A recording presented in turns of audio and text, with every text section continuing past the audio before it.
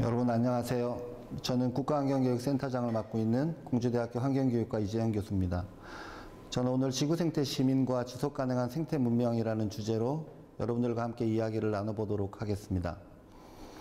기후위기와 환경재난이 이제 현실이 됐죠. 그래서 많은 분들이 지금 우리에게 닥친 이 위기의 뿌리가 무엇인가, 또 이 문제는 어떻게 함께 극복해 갈 수 있을 것인가에 대해서 많은 고민과 걱정이 있으실 텐데요. 지금의 위기 상황을 극복할 수 있는 교육적인 변화가 어떤 것들이 필요한지 함께 하나씩 살펴보도록 하겠습니다. 선생님들께서는 다음 세대가 우리 세대보다 더 좋은 삶을 살 것이라고 생각하시나요? 아마 보통의 사람이라면 오늘보다는 내일이, 아마 올해보다는 내년이 더 좋은 삶을 살게 될 것이라고 기대하는 게 자연스럽겠죠.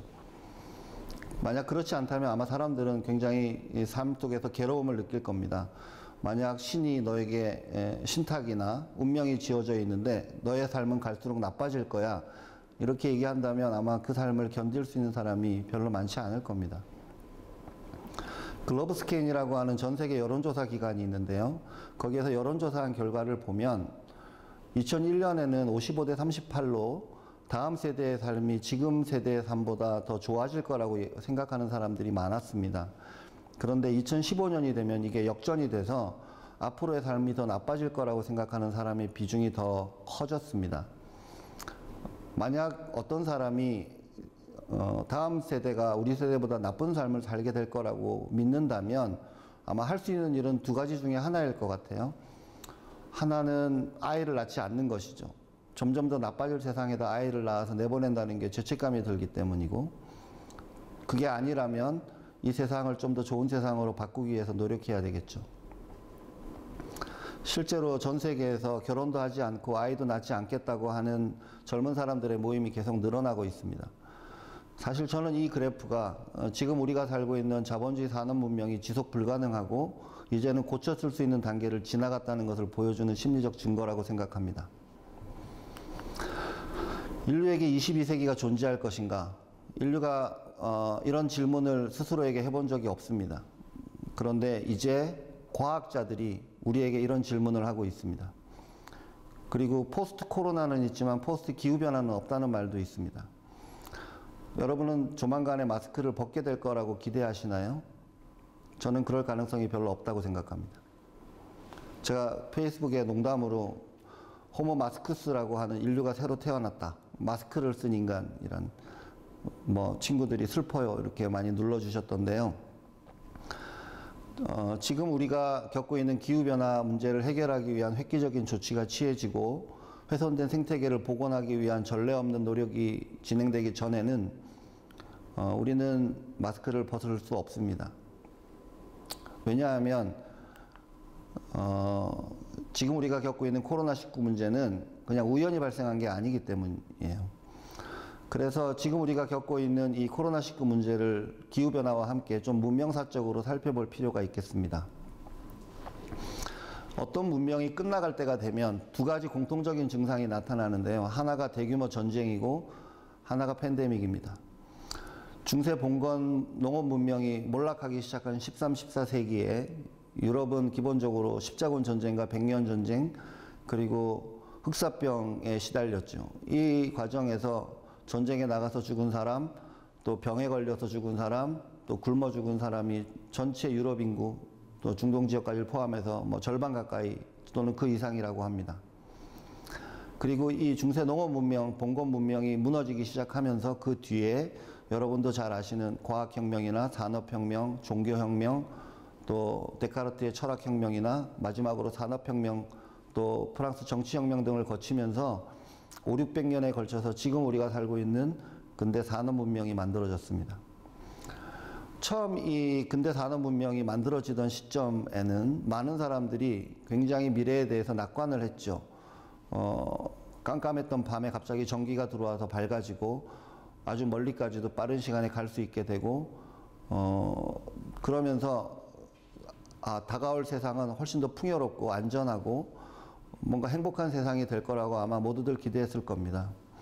그리고 그 과정에서 그런 과학기술을 만들어낸 인간 이성에 대해서 아마 절대적인 신념을 가지고 있었겠죠. 그런데 불행하게도 윤리가 없는 과학은 굉장히 위험합니다. 세계 1, 2차 대전을 통해서 우리는 윤리가 없는 과학이 얼마나 인간에게 흉폭한 것일 수 있는지를 봤습니다. 내연기관이 만들어진 지 5년 만에 인간은 탱크를 만들기 시작했고, 그런 무기들을 가지고 전 세계의 침략 전쟁을 벌입니다. 그리고 인간과 자연을 상품화하고 이윤을 극대화하기 위한 도구로 사용하기 시작합니다. 그 과정에서 스페인 독감이 돌았고 또 수천만 명의 사람들이 죽었습니다. 600~700년 전에 중세 봉건 문명이 무너질 때 일어났던 일처럼 우리가 겪었던 세계 1, 2차 대전을 그런 자본주의 산업 문명이 더 이상 지속 가능하거나 또는 우리가 고쳤을 만한 가치가 있는 문명이 아니라는 걸 깨달았으면 좋았을 텐데요. 인간은 그 정도로 현명하지는 못했습니다.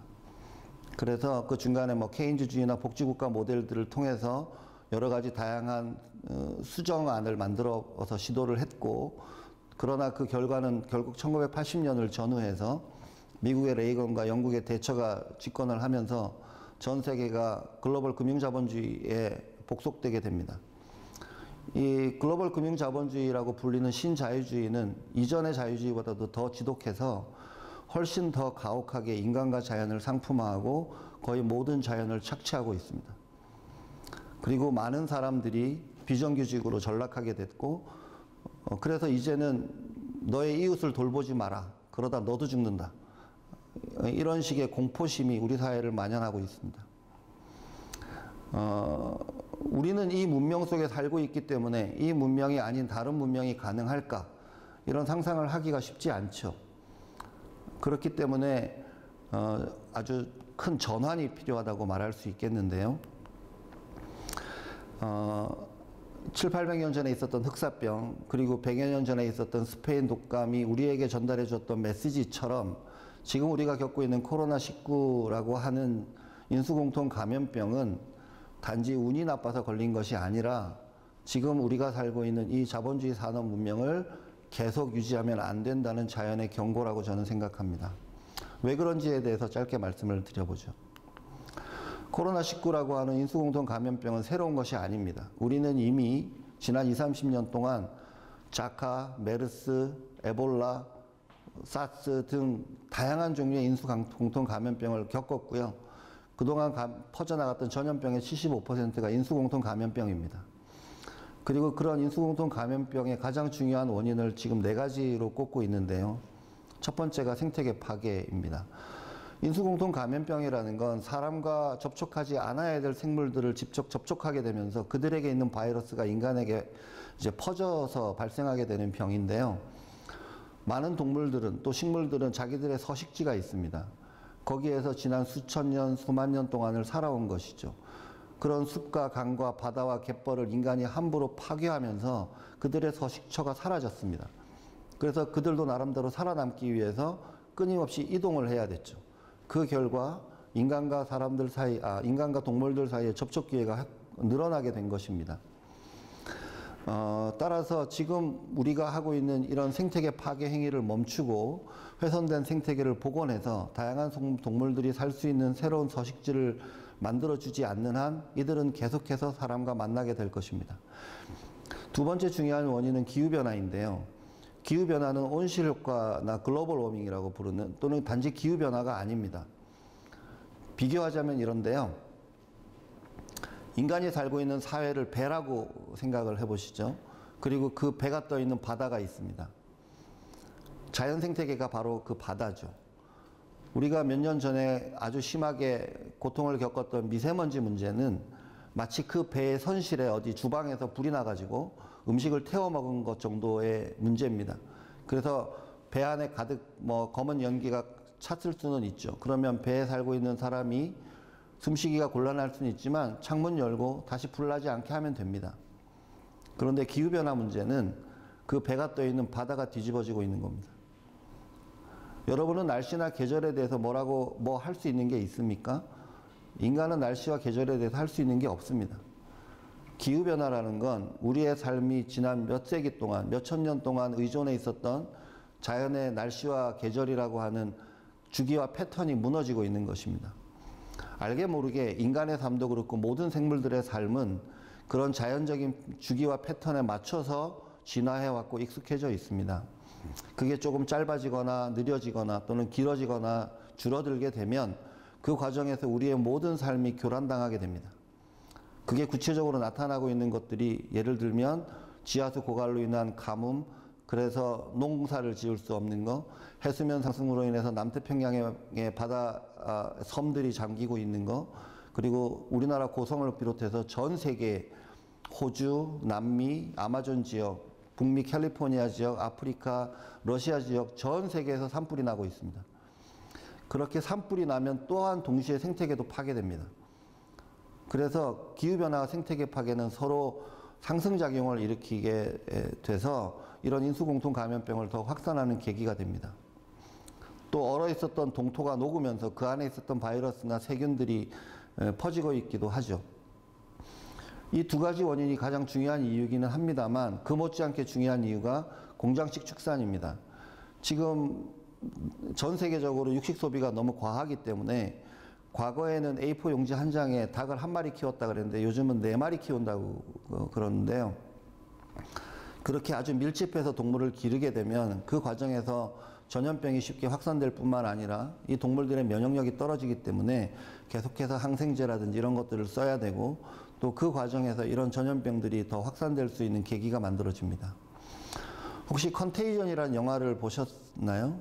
안 보신 분이 계시면 그 컨테이전이라는 영화를 한번 보십시오. 그 맨 마지막 부분에 이 4개의 문제가 어떻게 연결되어 있는지를 5분 정도에 짧게 묘사하고 있습니다. 그리고 마지막 문제가 동물 밀거래입니다. 아직도 저렇게 코뿔소에 뿔을 자르고 상아를 사고 파는 사람들이 있을까 싶은데 아직도 많습니다. 이 동물 밀거래가 위험한 이유는 국가가 가지고 있는 검역 시스템, 쿼런틴이라고 하는 일종의 검역 체계를 비껴서 뚫고 들어오기 때문이죠. 그래서 이런 바이러스나 세균들이 체크되지 않고 유통되게 만듭니다. 그래서 앞으로 우리가 이 생태계 파괴나 기후변화 그리고 공장식 축산과 동물 밀거래를 온전하게 차단하지 못하면 인수공통 감염병은 막을 수가 없습니다. 그래서 제가 마스크를 벗을 날이 금방 안 올 거라고 말씀드리는 겁니다. 백신과 치료제가 개발되면 우리가 마스크를 벗을 수 있을 거라는 기대는 제가 생각하기에는 그냥 기대일 뿐입니다. 자, 지금 보고 계신 슬라이드는 제가 학생들과 함께 자주 갔던 강원도 철원의 두루미가 오는 마을입니다. 이 마을은 민통선 가까이에 있는데요. 이번 여름에 장마가 심해지면서 지붕만 남기고 마을이 물에 다 잠겨버렸습니다. 여기만 그런 게 아니라 전남 곡성을 비롯해서 전국의 많은 지역이 이렇게 물에 잠겼는데요.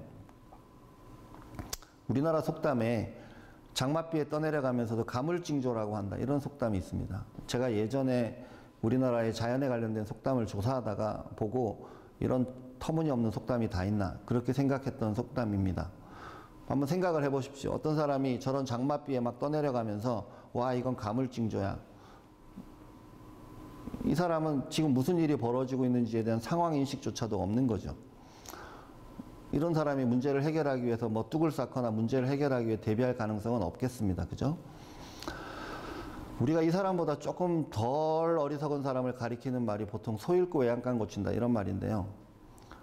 이 사람은 그래도 소를 잃어버렸다는 것도 알고 그리고 외양간도 고치려고 하지 않습니까? 좀 늦었더라도. 문제인식은 있는 거죠. 근데 만약에 이렇게 장맛비에 떠내려가면서도 가물징조라고 그러면 문제에 대한 인식조차도 없으니까 문제 해결을 위한 실천이나 행동에 옮길 가능성은 거의 없다고 봐야 되겠습니다. 그런데 이 바보 같은 사람이 누구였냐? 지난 20년, 30년 동안 인류가 딱 저랬습니다. 과학자들이 끊임없이 수많은 데이터를 가지고 기후변화가 일어나고 있고 기후변화가 실제로 지금처럼 계속되면 인류 전체에게 재앙이 될 거라고 경고를 했음에도 불구하고 인류는 철저하게 무시했습니다. 툰베리가 가끔 이제 그 기후위기 상황에 대해서 그 행동 변화를 촉구하면 어떤 못난 어른들이 가끔 이렇게 얘기합니다. 툰베리한테, 야, 네가 뭘 알아? 16살짜리 여자애가 뭘 안다고 그렇게 얘기를 하는 거야. 이렇게 얘기하면 툰베리는 항상 이렇게 얘기했어요. 이 얘기는 제 얘기가 아닙니다. 당신들이 학교에서 우리에게 가장 믿을 수 있는 지식이라고 말하는 과학, 그리고 전 세계 최고의 과학자 수천 명이 모여서 만든 IPCC라고 하는 기후변화에 관한 그 전 세계 협의체에서 수천 대의 컴퓨터, 슈퍼컴퓨터를 돌리고 시뮬레이션을 해서 얻어진 그 과학적 데이터를 제가 그냥 전달해 드리는 것 뿐입니다. 그건 내 생각이 아니에요. 그러면서 툰베리가 뭐라고 그랬냐면, 지금 기성세대, 당신 어른들은 닥쳐오고 있는 이 현실을 있는 그대로 받아들일 만큼 성숙하지 못했다고 얘기했습니다. 방금 말했던 저 장맛비에 떠내려가면서도 가물징조라고 말하는 인간이란 뜻입니다. 불행하게도 우리에게 시간이 별로 없습니다. 앞에 중세 봉건 문명이 근대 산업 문명으로 바뀌는데 5, 600년 걸렸다고 말씀드렸는데요. 그 IPCC 보고서가 맞다면 우리에게 남은 시간은 아무리 길어야 30년입니다. 이미 늦었다고 말하는 과학자들도 분명히 있고, 그래도 절충적으로 제한하고 있는 게 보통 7년에서 10년입니다. 우리가 그 안에 온실가스 배출량을 절반 이하로 줄이고 2050년까지 탄소 배출을 제로로 만들지 않으면 우리는 돌이킬 수 없다는 게 과학자들의 주장입니다.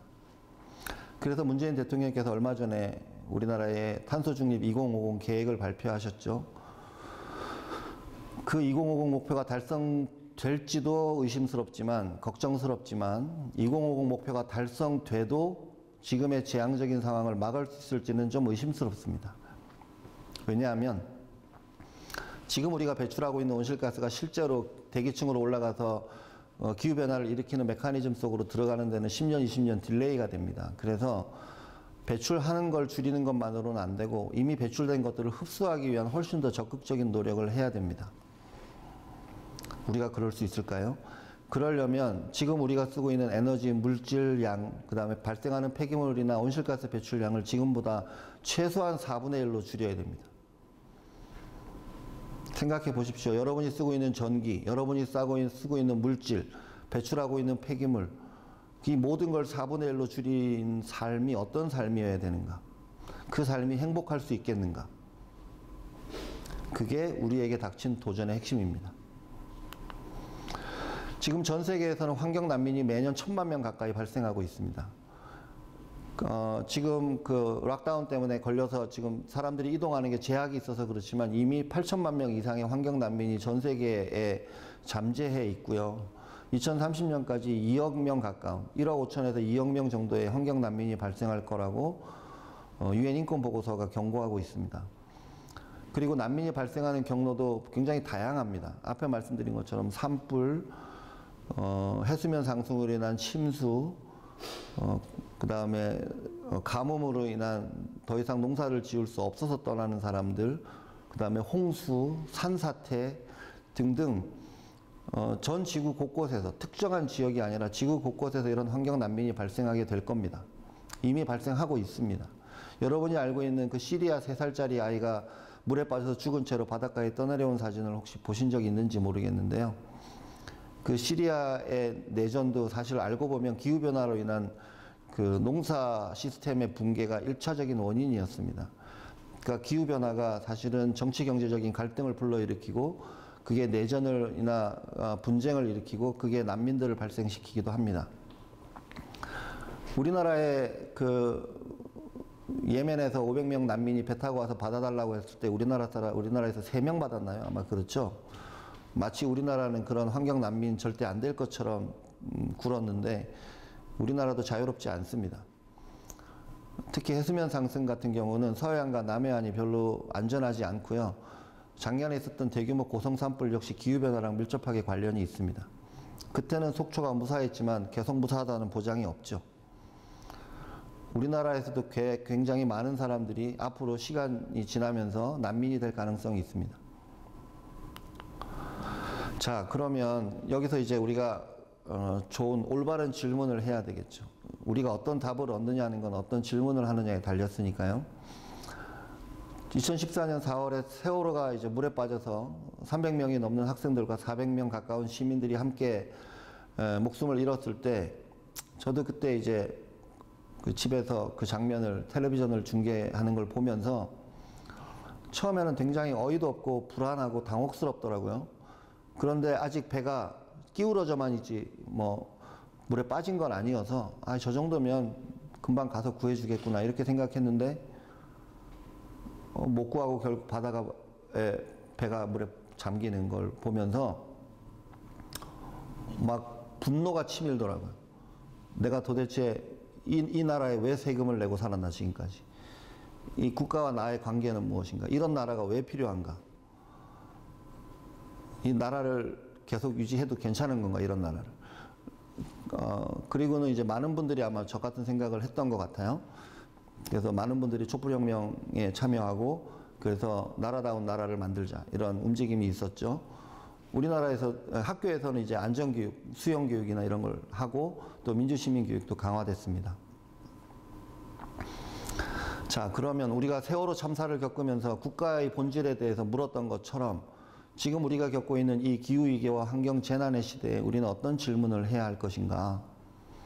제가 생각하기에 가장 중요한 질문은 어떤 삶이 좋은 삶이냐 이겁니다.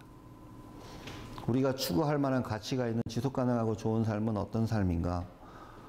미리 대답을 제 나름대로 해보자면 이제 자연의 수용 능력을 벗어나서는 지속가능하고 좋은 삶은 없다는 것을 인식하고 그 안에서 사람들이 각자 가지고 있는 잠재력을 발휘할 수 있는 생물문화 다양성이 높은 그런 사회가 우리가 추구해야 될 생태 문명이고 그런 문명으로 가야만 우리는 행복하고 지속가능한 삶을 누릴 수 있다고 생각합니다.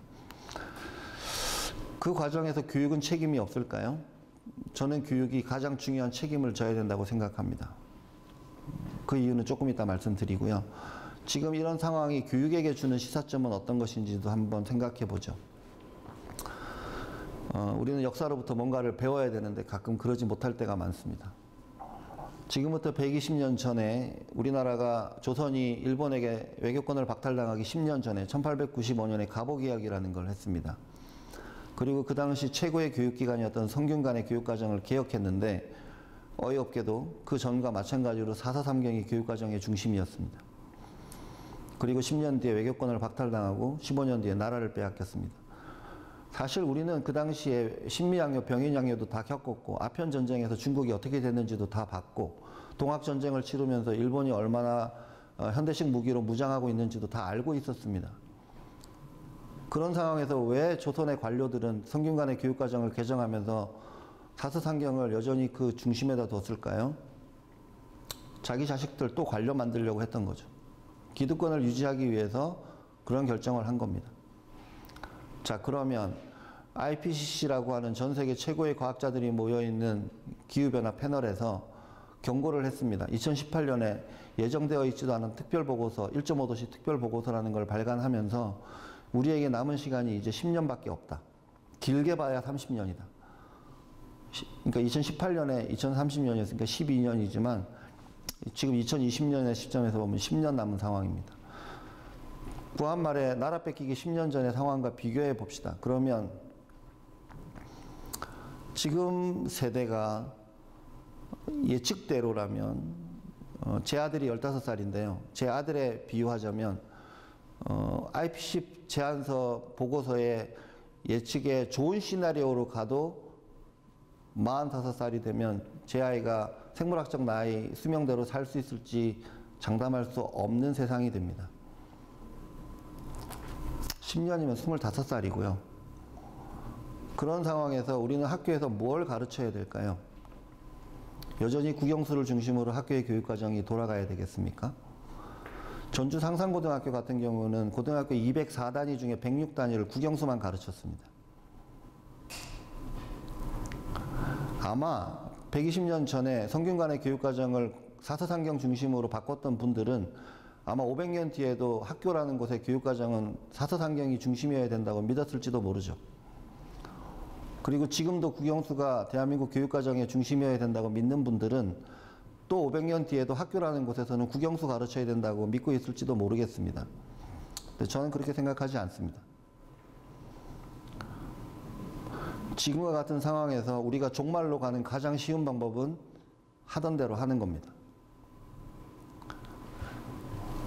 우리에게는 변화가 필요한 시점이에요. 그러기 위해서는 무엇부터 해야 되는가?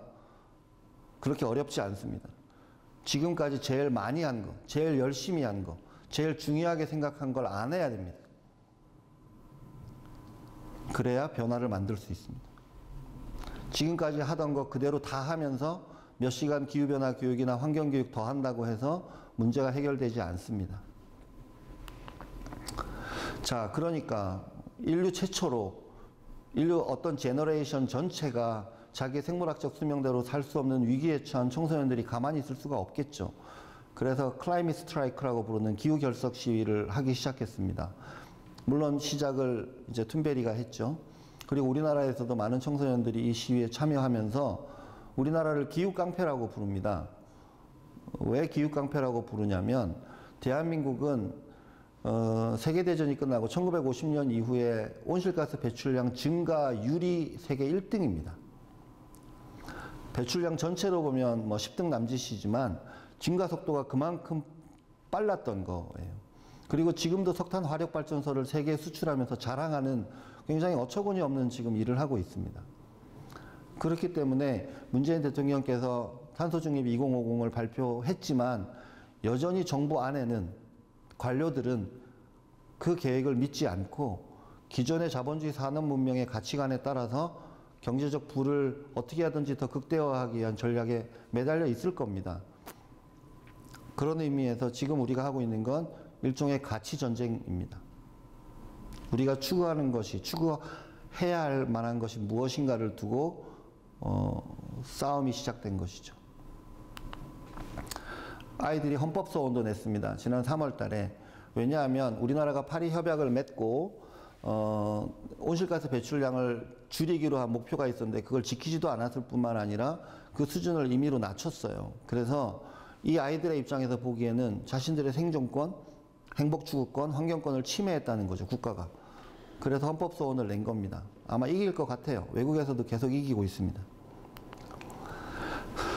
그래서 이런 아이들의 응답에 가장 먼저 요청에 응답한 게 이제 전국 시도교육청의 교육감님들이신데, 지난 7월 9일 날 17개 시도교육청의 교육감님들이 다 모여서 기후위기와 환경재난의 시대에 대응하는 학교교육의 대전환을 선언을 하셨고요.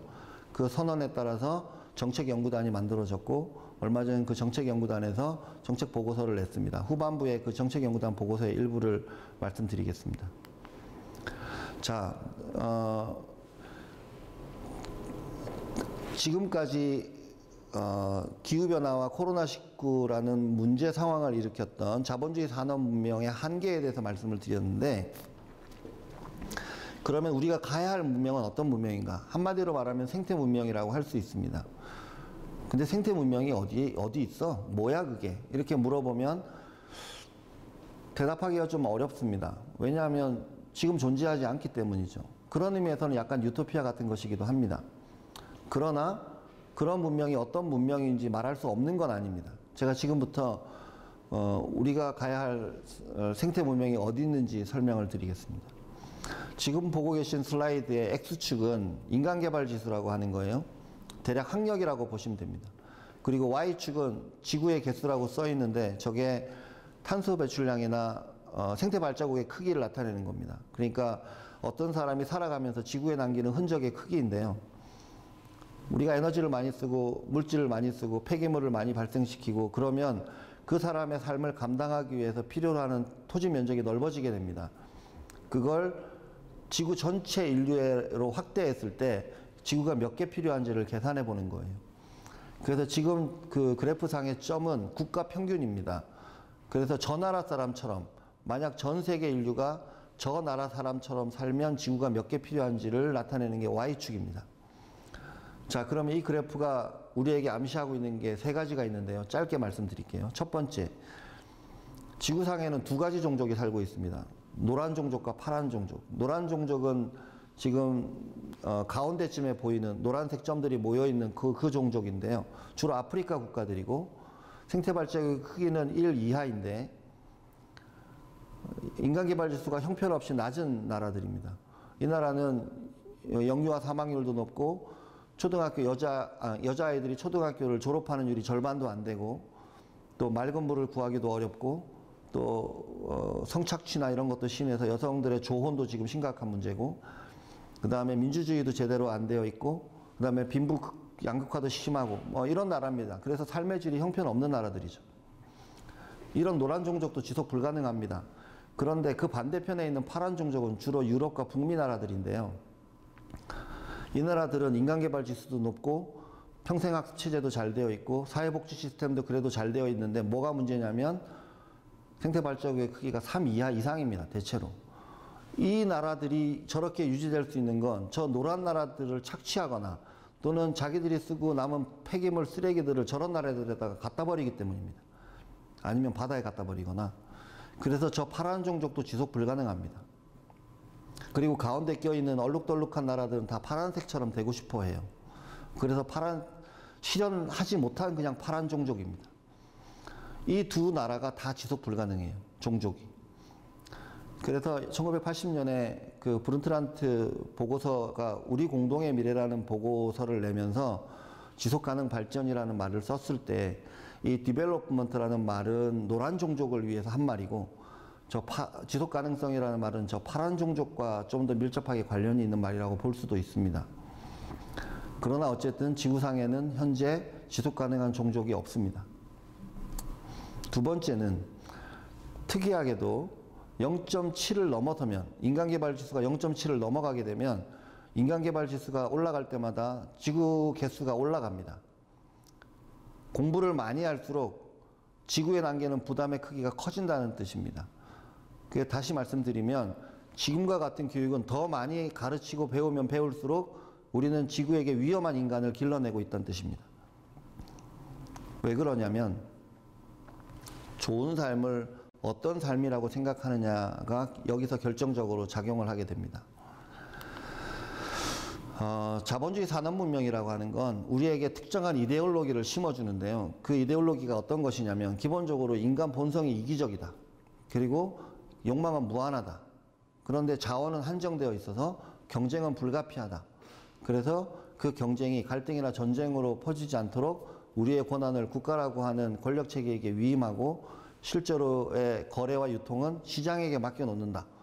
그러면 이 시장이 수요와 공급이라고 하는 자기조절 능력을 가지고 모든 사람들이 가장 혜택을 누릴 수 있는 그런 시스템을 만들어낼 수 있다. 이게 신자유주의나 자유주의의 발상이죠.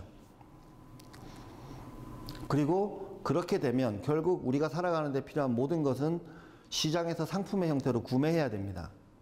인간과 자연도 마찬가지고요.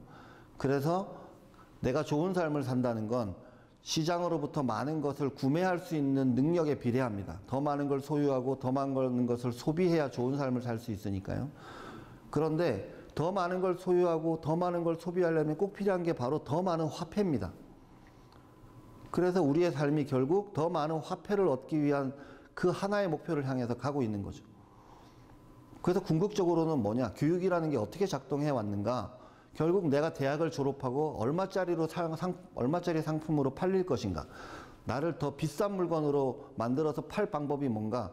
그거에 대해서 궁리하는 것이 학교입니다. 중학교를 나오는 것보다는 고등학교를 나오는 것보다는 대학과 대학원을 나오는 게 나를 더 비싼 가격에 팔 수 있기 때문이죠. 그리고 그 과정에 끊임없는 경쟁과 서열화를 시킵니다. 자존심에 상처를 주고 나를 쓸모없는 인간이라고 느끼게 만들고 그리고 그런 경제적 불평등을 세습합니다. 교육개발원에서 최근에 나온 연구 결과를 보면 결국 어떤 아이의 수능 성적은 그 아이가 살고 있는 집의 평당 가격하고 비례합니다.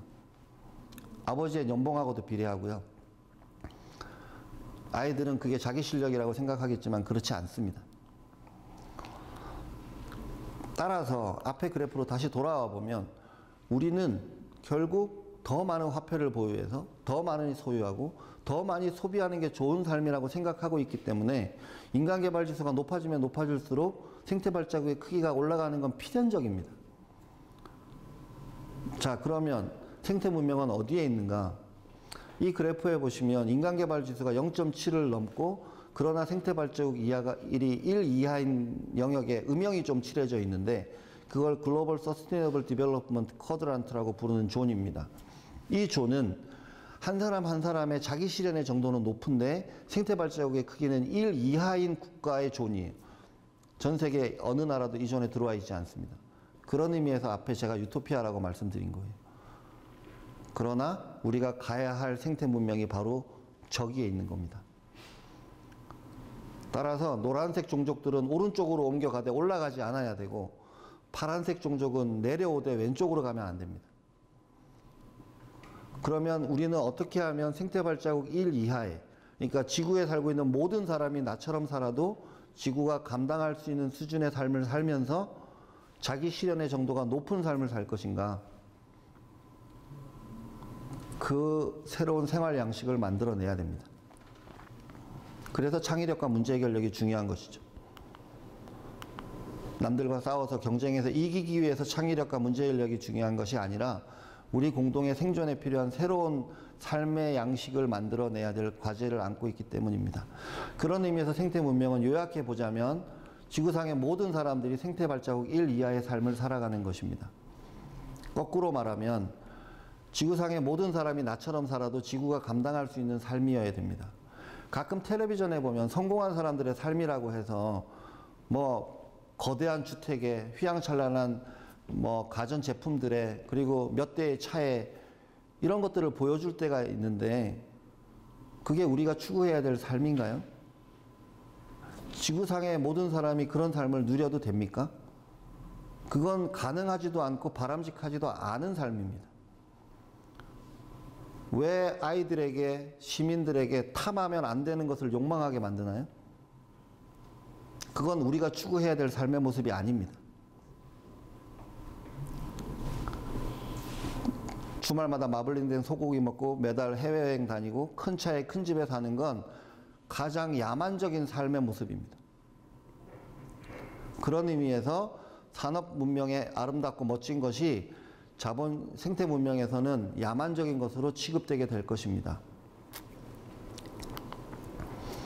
그렇게 새로운 가치관을 가지고 지금 지구에서 벌어지고 있는 수많은 위기 문제 상황에 대한 인식을 가지고 다른 시민들과 함께 이 문제를 해결하기 위해서 참여하고 실천하는 데 필요한 의지와 역량을 갖춘 시민, 그게 지구 생태 시민입니다. 저는 지금 시점에서 우리의 교육 이념인 홍익인간이 곧 지구 생태 시민이라고 생각합니다. 이렇게 많은 사람들의 삶의 질을 위협하고 생존을 위협받고 있는 이런 상황에서 널리 인간을 이롭게 한다는 게 결국 뭘까요? 결국 이런 위기와 재난으로부터 벗어나고 지속 가능하고 행복한 삶을 살 수 있는 그런 세상을 만들려고 하는 거 아니겠습니까? 그러기 위해서는 다시 자연 중심으로 돌아가야 됩니다. 과거의 신 중심이나 인간 중심이 아니라, 인간은 동물입니다. 이성을 가지고 있고 영혼도 가지고 있긴 하지만 그럼에도 불구하고 동물이라는 걸 잊어서는 안 됩니다. 그러기 위해서 우리에게 필요한 능력은 이제 경쟁력, 다른 사람을 이기는 경쟁력이 아니고 공생력과 자립력입니다. 자기 삶의 주체로서 스스로 설 수 있는 인간, 그리고 다른 사람들과 또는 자연과 이웃과 더불어 살아갈 수 있는 힘을 가진 인간, 그게 바로 지구 생태 시민이죠. 그런 의미에서 이제 새로운 윤리적 토대가 만들어지고 있는데요. 예를 들면 작년 1월 달에 스위스에서는 동물보호법이 바뀌었는데, 이제는 갑각류들, 그러니까 새우, 랍스터, 뭐 가재, 새우 이런 것들을 끓는 물에 산채로 집어넣으면 다 불법입니다. 왜냐하면 얘네들이 고통을 느낀다는 게 과학적으로 거의 확실하기 때문이에요. 이거 먹지 말란 말이 아닙니다. 먹되 불가피한 고통을 주지 말라는 겁니다. 물고기나 두 종류들, 낙지, 문어들도 거의 비슷하게 아마 앞으로 될 것 같아요. 그러면 우리는 우리의 식탁을 바꿀 수밖에 없을 겁니다. 두 번째로 필리핀에서 작년 5월 달에 통과된 법이 있는데요. 그게 Graduate Legacy for Environment Act라고, 미래 환경을 위한 졸업유산법이라고 그냥 이렇게 번역할 수 있습니다. 직역하자면. 이거는 초, 중, 고등학교, 대학을 졸업하려면 무조건 10그루 이상의 나무를 심어야만 졸업을 할 자격이 생깁니다. 굉장히 센 법이에요. 저는 우리나라에서도 이런 거 하면 좋겠습니다. 저는 환경교육을 30년 지난 시간 동안 해왔는데 반성을 좀 해볼 필요가 있다고 생각합니다. 만약 그동안 환경교육이 열심히 잘했다면 지금 우리가 겪고 있는 이런 환경 문제를 겪지 말아야 되는데, 지금 우리가 겪고 있는 이런 상황은 환경교육이 실패했다는 걸 보여주는 반증이라고 할 수도 있겠습니다. 그런 의미에서 지금까지 해온 환경교육에 대한 반성의 핵심을 요약하면 3가지로 꼽을 수 있는데요. 첫 번째는 환경교육에서 환경 문제를 너무 오염이나 무슨 생태계 파괴 문제와 같은 아주 좁은 의미로만 다뤘다는 겁니다. 사실 환경 문제가 인권의 문제이고 성차별의 문제이고 빈곤의 문제이고 다문화의 문제이고 평화의 문제인데 이걸 이런 식으로 다루지 못했다는 거죠. 그래서 훨씬 더 통합적으로 앞으로는 다뤄야 된다. 이게 첫 번째 방향이고요. 두 번째는 지금 벌어지고 있는 많은 환경 문제나 기후 재난이 각자가 매우 무책임하고 비도덕적으로 행동해서 문제가 생긴 것처럼 개인에게 책임을 전가했다는 겁니다. 그러다 보니까 우리 사회의 시스템이나 구조를 바꾸기 위한 실천으로 이어나가지 못하게 했다는 거죠. 예를 들어 드릴게요. 지금 전 세계적으로 배출되는 온실가스를 100이라고 하면 그중에 70%는 100대 기업이 책임이 있습니다. 그러니까 전 세계의 그 대기업 100개가 지금까지 배출된 온실가스 전체의 70%의 직간접적인 책임이 있습니다. 그래서 어떤 기업이 우리 함께 기후변화 문제를 해결하기 위해서 힘을 모아요. 말이 근사하지만 이건 거의 물타기입니다. 그렇게 말하려면 이렇게 얘기했어야 됩니다. 우리가 지금 온실가스 배출에 대해서 대부분의 책임이 있습니다. 우리가 열심히 노력하겠으니 여러분들도 함께 도와주십시오. 정직했다면 이렇게 얘기해야 됩니다. 우리는 n분의 1의 책임이 있는 게 아닙니다. 더 나아가서 지금 온실가스 배출량을 100이라고 하면 부자 10%가 온실가스 배출량 50%에 대한 책임이 있습니다. 그리고 가난한 사람들 50%는 온실가스 배출량의 10%밖에 책임이 없습니다. 그런데 문제는 뭐냐? 이렇게 기후위기가 생기고 환경재난이 심해지면 누구부터 희생당하고 죽어가냐면 가장 약하고 가난한 사람들. 그러니까 기후변화에 대해서 가장 책임이 없는 사람들이 제일 먼저 희생당하고 고통받게 됩니다.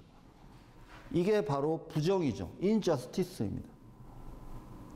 책임 있는 자에게 책임을 지게 하는 게 정의죠. 그런 의미에서 기후변화는 당연히 정치 경제적 문제입니다. 그리고 우리 사회의 정의에 관련된 문제이기도 합니다. 그리고 세 번째로 지구 기후변화가 아무리 심각하고 생물 멸종이 심각해도 결국 배움은 자기가 살고 있는 지역, 마을과 지역에 대한 깊은 이해에서부터 시작해야 되는데 지금까지의 학교 교육도 마찬가지지만 환경 교육도 너무나 아이들이 살고 있는 터전에서의 구체적인 체험을 바탕으로 한 그런 교육을 하는데 성공적이지 못했습니다. 그래서 저희도 이런 반성을 하면서 새로운 환경 교육을 하려고 노력 중에 있습니다.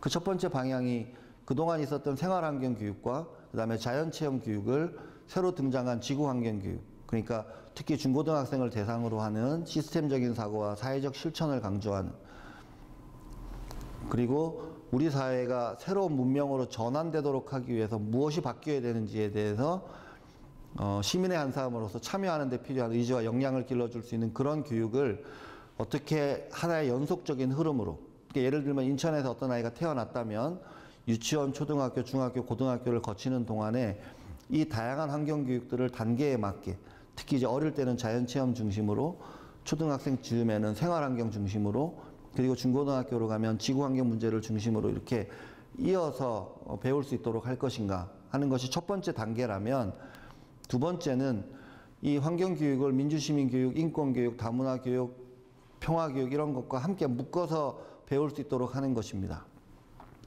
그러기 위해서는 지금 우리나라의 교육과정이 획기적으로 바뀌어야 됩니다. 지금 우리나라의 교육과정에서 이런 범교과 학습 주제들은 완전 교육과정의 변두리에 주변화되어 있어서 교과들에게 치이고 있죠. 저 범교과 학습 주제라는 말은 멋있습니다만 교과에 필요하면 이렇게 팥고물처럼 조금씩 집어넣어서 해봐라. 또는 창의적 체험활동 시간에 할 수 있으면 해봐. 근데 그게 잘 되나요? 잘 안 되니까 많은 법에서 이런저런 법을 만들어가지고 인성교육 몇 시간 하고 안전교육 몇 시간 하고 통일교육 몇 시간 하라고 강제로 법을 만들어 놓지 않았습니까? 사실 저는 이런 교육과정에 대해서 학교에서 교육계획에 따라서 선생님들이 수업하는데 밖에서 이거 몇 시간 해라 저거 몇 시간 해라 하는 법은 다 금지시켜야 된다고 생각합니다. 선생님들의 수업권이나 학교 교육에 있어서의 자율성을 심각하게 침해하는 것이고, 이건 학교 교육이 가지고 있는 총체성을 제대로 이해하지 못하는 과정에서 나오는 요구라고 생각합니다. 더군다나 더 나쁜 건 제가 교육부로부터 25년 동안 들었던 말인데요. 제가 환경교육이 중요합니다. 이런 얘기하면 교육부의 관료들이 항상 저한테 이렇게 얘기합니다. 2009 개정교육과정 때는 본교과 주제가 38개나 됐죠. 그래서 교수님, 환경교육만 중요한 게 아니에요. 통일교육도 중요하고 안전교육도 중요하고 평화교육도 중요한데 어떻게 환경교육만 특별히 중요하다고 얘기할 수 있겠습니까? 저는 환경교육만 특별히 중요하다고 얘기한 게 아닙니다. 이렇게 중요한 교육들을 왜 교육과정의 주변에다 이렇게 배치해 놓고 우리들을 그 학교에 몇 시간을 두고 경쟁하고 싸우게 하냐 이겁니다.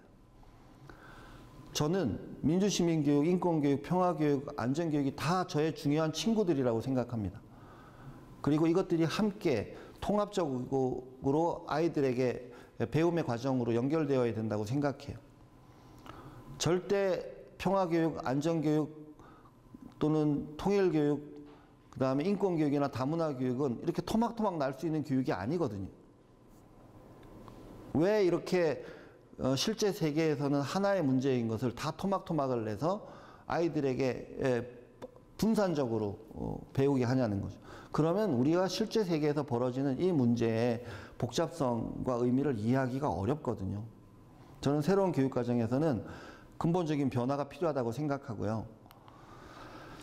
그래서 어떤 의미에서 보면 기후환경교육의 목표는 기후변화가 단지 환경 문제만은 아니라는 걸 배우도록 하는 겁니다. 기후변화가 오히려 인권 문제이고 실업과 빈곤의 문제이고 성차별의 문제라는 걸 아이들이 깨닫도록 하는 게 기후변화 교육의 중요한 목표입니다. 그리고 너무 실제 세계로부터 동떨어진 이데아적인 이론과 법칙과 개념과 원리들을 배우는 지금의 학교 교육은 큰 변화가 필요하다고 생각하고요. 특히 청소년기에는 몸이 하루가 다르게 변화하지 않습니까? 그래서 문화예술 교육이나 은미체와 같은 자기 스스로를 표현하고 창작하고 이런 교육이 굉장히 중요한데 이런 교육도 국영수와 같은 주지 과목들에 밀려가지고 항상 변두리 취급을 받고 있는 것도 사실이죠.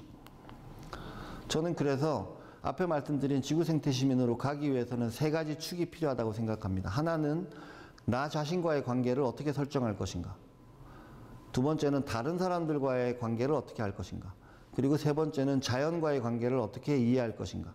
그리고 그것들을 우리가 실제 세계를 살아가면서 겪는 구체적인 사건이나 현상 속에서 어떻게 탐구하고 발견하고 이해해서 그 속에서 지속가능하고 좋은 삶을 살아갈 수 있는 역량을 키워줄 것인가. 그런 사람들이 바로 지구생태 시민이고 그런 시민들이 모여서 만들어가는 문명이 바로 지속가능한 생태 문명이라고 생각합니다. 그러기 위해서는 저는 우리나라의 교육과정에 굉장히 큰 변화가 필요하다고 생각해요.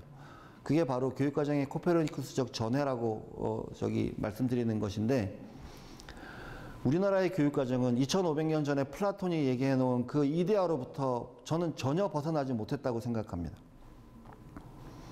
이데아라는 것은 결국 추상이고 관념입니다. 이론, 법칙, 원리 이런 것들이 실제 세계는 아닙니다. 아이들은 구체적인 세계를 살아가면서 감각하고 체험하고 경험하고 그러면서 자기를 발견하거나 이해하고 그러면서 좋은 삶에 대한 아이디어들을 만들어가는 거죠. 그런데 아이들은 끊임없이 학교 현장에서 자기의 삶의 경험과 무관한 E는 MC 스퀘어, F는 MA 그게 뭡니까 도대체? 미적분을 왜 배워야 되죠? 길거리에 나가서 미적분을 왜 배워야 되는지 100명을 잡고 물어보십시오. 5명이라도 대답할 수 있는가? 제가 미적분을 왜 배워야 되는지를 스스로 알게 된 게 45살 철학 공부하다였습니다.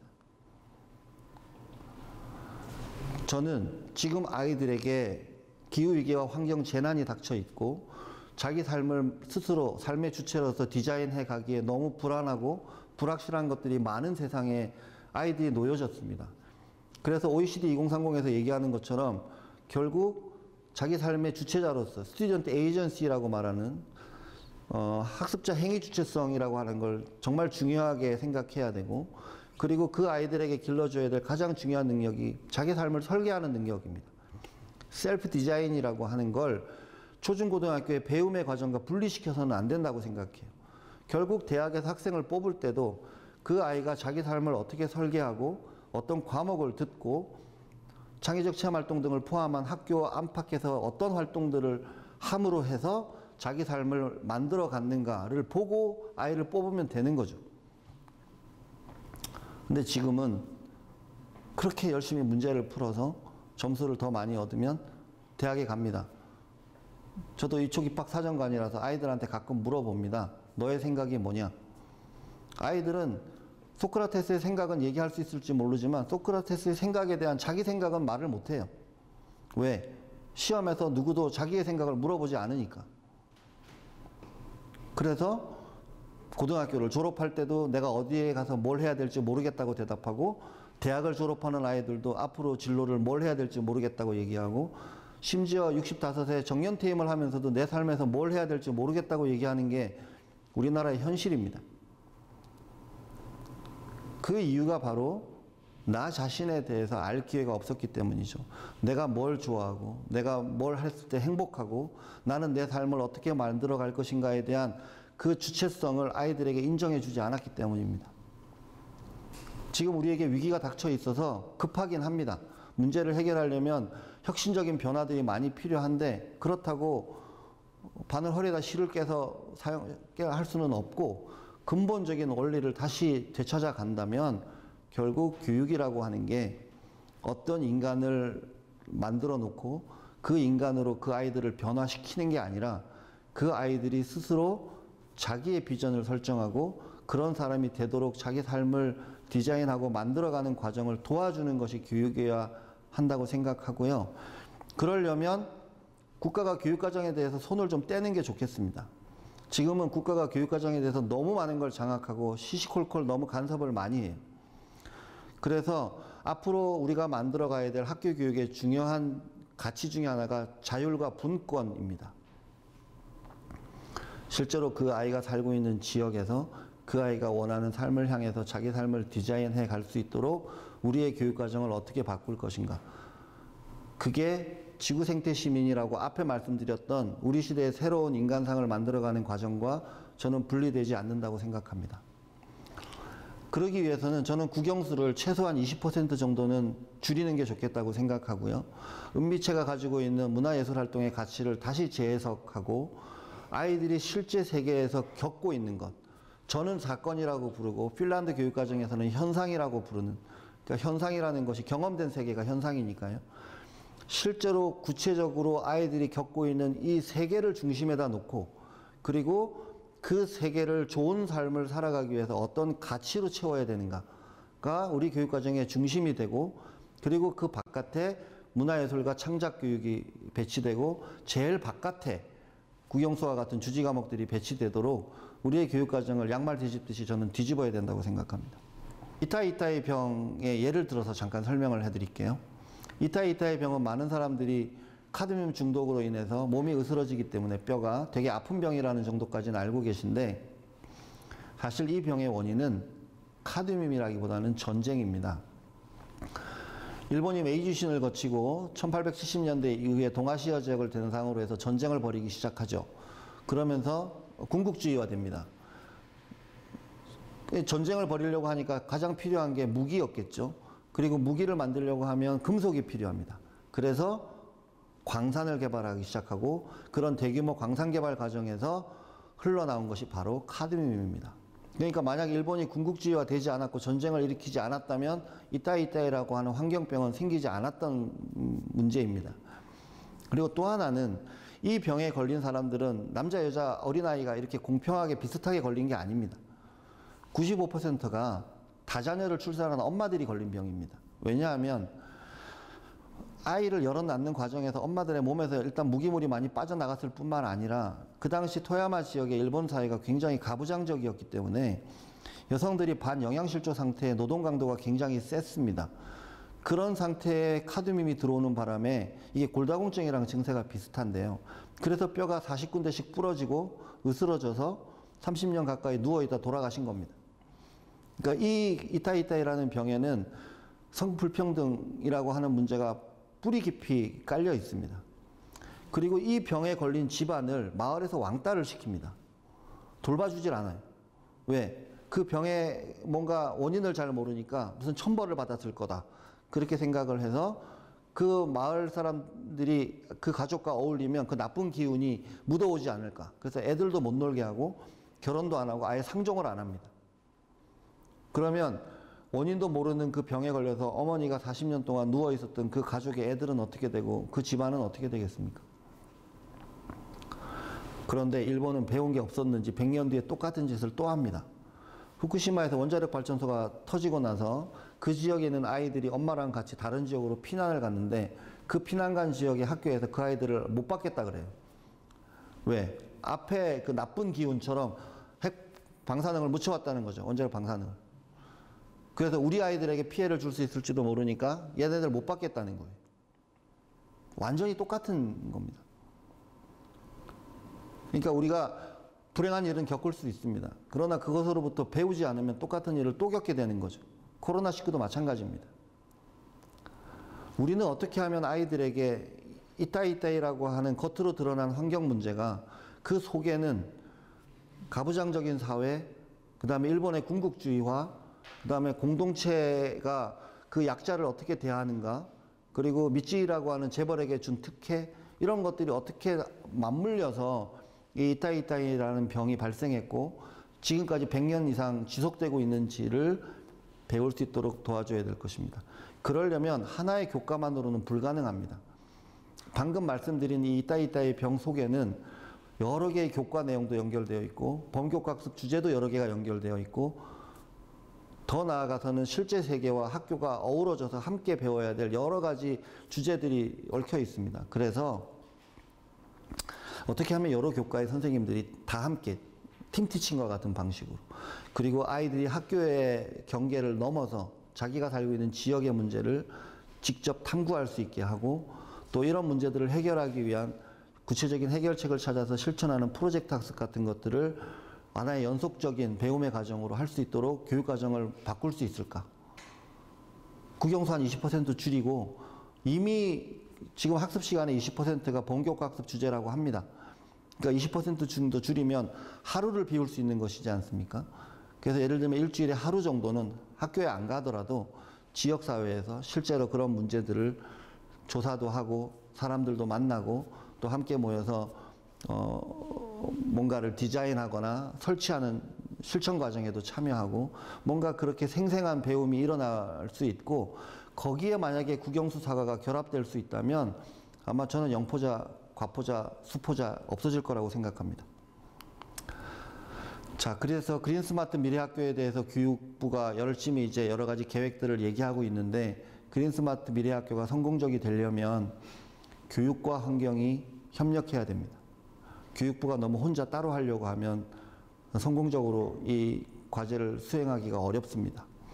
그리고 그린과 스마트도 연결되어야 되고 또 탄소 제로 학교라고 하는 환경적인 목표와 지구 생태 시민이라고 하는 교육적 목표를 동시에 달성할 수 있도록 교육 과정을 바꾸고 학교의 수업을 바꿔야 됩니다. 그러기 위해서는 선생님들의 역량을 키우기 위한 여러 가지 프로그램도 필요하겠죠. 자, 그런 과정을 통해서 우리는 새로운 지속 가능한 생태 문명을 만들 수 있을 것이라고 생각하고요. 지금 보시는 것처럼 아마 생태 문명의 핵심 학교는 신재생 에너지, 에너지라고 하는 영역, 그 다음에 생물 다양성이라고 하는 영역, 그 다음에 생태 순환 경제라고 하는 물질 영역, 그리고 생명윤리라고 하는 네 영역에 걸쳐서 그린과 스마트가 연결되고 또 동시에 학교 안팎이 연결되면서 아이들에게 지금과는 다른 새로운 배움의 기회를 주는 학교로 바뀌어 갈 수 있을 거라고 생각하고 그렇게 만들어 가도록 함께 노력하면 좋겠습니다. 자, 결론적으로 우리에게 닥쳐있는 기후위기와 환경재난은 앞으로 다가올 미래의 일이 아닙니다. 툰베리가 얘기한 것처럼 이미 우리의 집이 불타고 있습니다. 그리고 그 문제의 뿌리에는 더 많은 소유와 더 많은 소비를 좋은 삶의 기준으로 삼고 있는 자본주의 산업 문명이 있고 그 자본주의 산업 문명은 인간과 자연을 모두 상품화하거나 도구화합니다.